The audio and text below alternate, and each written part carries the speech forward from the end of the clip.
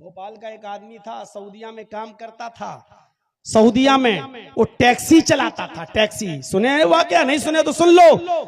Taxi चलाता था और उसकी ड्यूटी थी कि वो दिन भर टैक्सी चलाता था और रात में आके सोता था।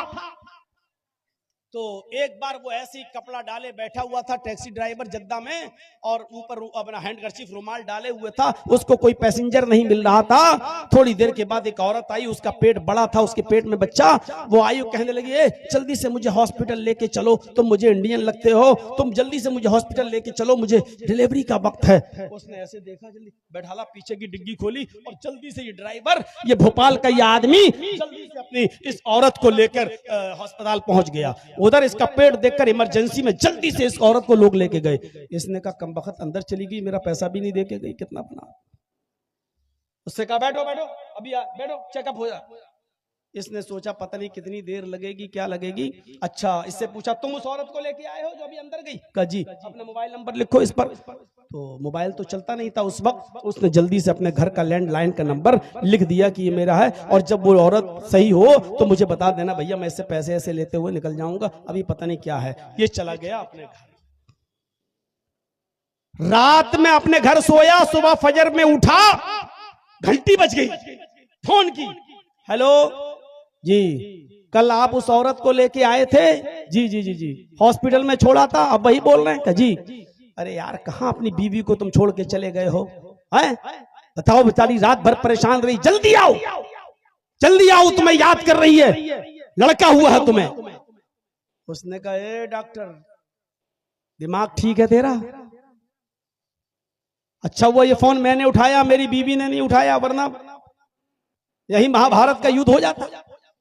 कहा आ रहे हो या नहीं आ रहे हो? इंडियन लोग बड़े कमीने होते हैं, पहले ये सब कर लेते हैं, बाद में कहते हैं कि बीवी नहीं है मेरी, इधर जल्दी आओ, नहीं तो अभी पुलिस भेजता हूं तुम्हारे घर। नहीं नहीं नहीं, मैं आ रहा हूं। सीधे गया ड्राइवर टैक्सी चलाते हुए और सीधे उसी रूम में पहुंचा जहां ये लड़की औरत थी, और डांटते हुए कहता, कमबख्त चुड़ैल नागिन डाइन, मैं ही मिला था हैं इस बच्चे का बाप कहलाने के लिए, तुझे शर्म नहीं आई? मैंने तेरे साथ हमदर्दी की और यहां तक लेके आया, बजाय मेरे पैसे देने के इस बच्चे का बाप मुझे बता रही है। अब वो रो के कहती, अरे आपको क्या हो गया है? थोड़ी सी लड़ाई में आप इतनी बड़ी सजा दे रहे हैं। अरे हर मियां बीवी में लड़ाई हो जाती है, थोड़ी सी सजा का आप इतना बड़ा मुझे अरे तो गले पड़ गई इसके। इसने कहा, डॉक्टर साहब ये मेरी बीवी नहीं है। बहुत हुज्जत चली, वो कहती है अल्लाह की कसम इसी का बच्चा है, और ये कहता है अल्लाह की कसम इसका बच्चा मेरा बच्चा नहीं है। मामला इतना तूल पकड़ गया, इतना तूल पकड़ गया कि डॉक्टरों ने आके कहा, अच्छा रुको, अभी डीएनए टेस्ट करता हूं तुम्हारा इस बच्चे के खून से। और जैसे ही बच्चे का ब्लड और इसका ब्लड लिया तो औरत कहती है कि डॉक्टर साहब, मशीनें कभी कभी गलत रिपोर्ट भी दे देती हैं। अभी आदमी कहता, चुप, गलत रिपोर्ट दे देती हैं मशीनें, गलत रिपोर्ट देती हैं, तू गलत है। डॉक्टर ने कहा कोई बात नहीं, 2 दिन में पता चल जाएगा, जाओ 2 दिन के बाद आना। अब ये 2 दिन के बाद जब रिपोर्ट आई तो डॉक्टर ये गया भागते हुए, हाँ डॉक्टर साहब क्या हुआ? डॉक्टर साहब ने उसी औरत के सामने इसकी रिपोर्ट पेश करते हुए कहा, ये झूठी है, तुम बिल्कुल सही हो, डीएनए टेस्ट से ये साबित हो गया कि ये बच्चा तुम्हारा नहीं है, ये झूठी है, मक्कार है ये औरत। अब औरत कहती, डॉक्टर साहब मैंने कहा था ना कि मशीनें कभी कभी गलत रिपोर्ट दे देती है, ये डॉक्टर साहब ये बिल्कुल गलत है, मैं फिर कसम खा के कहती हूँ ये इसी का बच्चा है। अब ये कहता, चुप चुप, तेरी पोल सामने खुल गई है, तू नालायक औरत है, पता नहीं किसका पाप अपने पेट में पालती है मेरे ऊपर। अब गरीबान पकड़ लेती है, डॉक्टर साहब इसी का बच्चा है। डॉक्टर साहब सर पकड़ के कहते, छोड़ इसको। अरे मेरी बहन, मैं कैसे बताऊं तुझे, इसकी रिपोर्ट में आया ये बच्चा है ही नहीं इसका। कहा नहीं इसी का बच्चा है। कहा डॉक्टर साहब ने, बहन इसकी रिपोर्ट बताती है ये बाप बन ही नहीं सकता, और तुम कह रही हो कि ये बच्चा इसका है, ये तो बाप बन ही नहीं सकता, इसकी रिपोर्ट में साफ आया है कि ये बाप बनने के लायक ही नहीं है। अब इसका दिमाग चकराया, क्या क्या कह रहे हो, मैं बाप नहीं बन सकता? डॉक्टर साहब मेरे 6 बच्चे हैं, डॉक्टर साहब कहता है, मेरे किसी पूरी जिंदगी में ऐसा केस नहीं आया है, तुम्हारे 6 बच्चे हैं, रिपोर्ट बता रही तुम बाप नहीं बन सकते हो।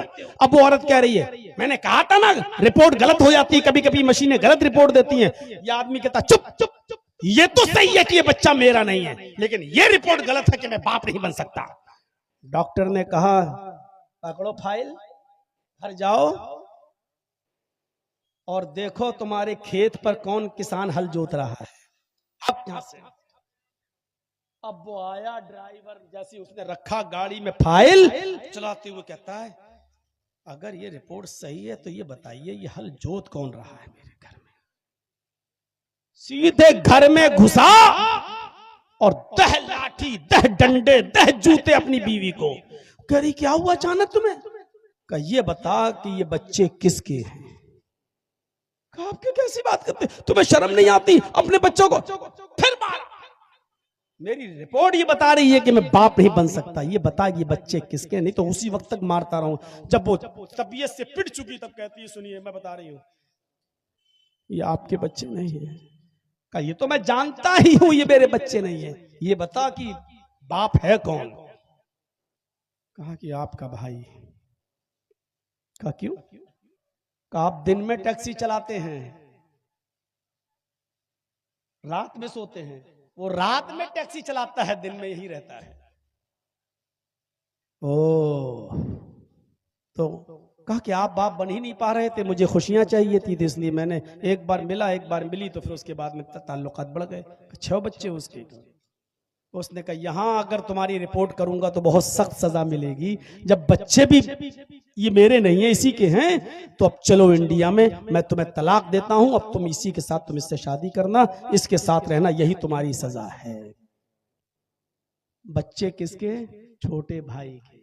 इस हदीस की रोशनी में अब बताओ कैसा लग रहा है। अरअयतल हमवा, देवर के बारे में आपका क्या ख्याल है? अल्लाह के नबी ने फरमाया अलहमुल मौत, देवर तो मौत है, ये मौत ही तो हुआ।